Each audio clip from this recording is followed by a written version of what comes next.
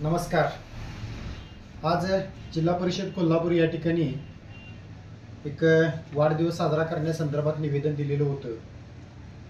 तर त्या अनुषंगानं आज जिल्हा परिषद कोल्हापूर या ठिकाणी जाऊन आम्ही जनकल्याण फाउंडेशनचे सदस्य यांच्या समवेत वाढदिवस साजरा केला। तर या वाढदिवस साजरा केलेला असताना असं निदर्शनास आलं की शासकीय कार्यालयामध्ये वाढदिवस साजरा करण्यास कुठल्याही प्रकारची अडचण नाही।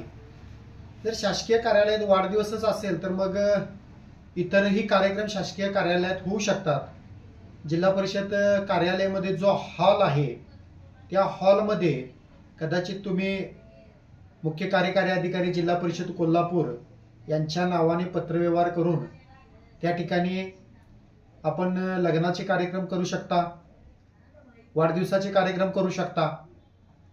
दुसरी गोष्ट, साखरपुड्याचे सुद्धा कार्यक्रम जिल्हा परिषद कोल्हापूरमध्ये या ठिकाणी करण्यास काही अडचण नसावी असं या कार्यक्रमावरून मला आज निदर्शनास आलं।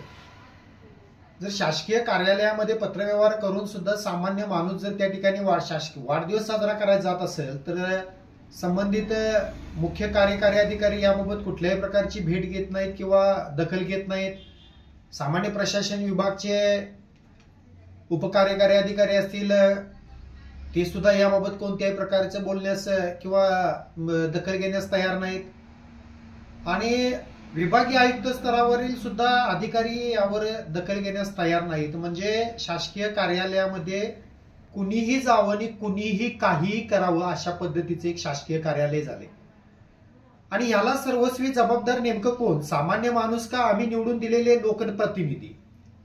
जर जिल्ह्यातली लोकप्रतिनिधी याबाबत जर लोकप्रतिनिधींची जर समजा या अधिकाऱ्यांच्यावर वचक नाही तर हे लोकप्रतिनिधी काय कामाचे?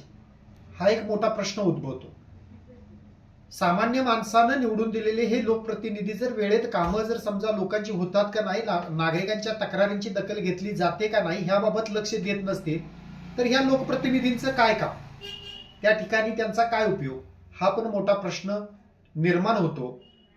आणि शासकीय कार्यालयामध्ये यापुढे जर तुम्ही संबंधित शासकीय कार्यालयाला पत्रव्यवहार केला तर शासकीय कार्यालयामध्ये तुम्ही वाढदिवस, लग्न, साखरपुडा, एवन जावळाचे कार्यक्रम सुद्धा जिल्हा परिषद कोल्हापूर या ठिकाणी करण्यास काही अडचण नसावी असं माझं वैयक्तिक मत आहे।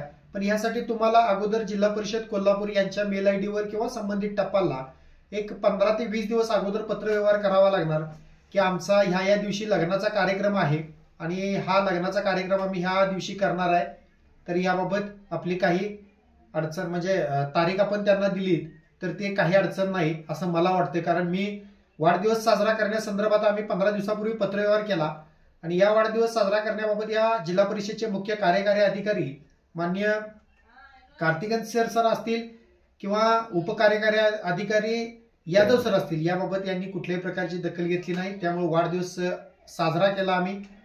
त्यामुळे सामान्य माणसानं सुद्धा जिल्हा परिषदमध्ये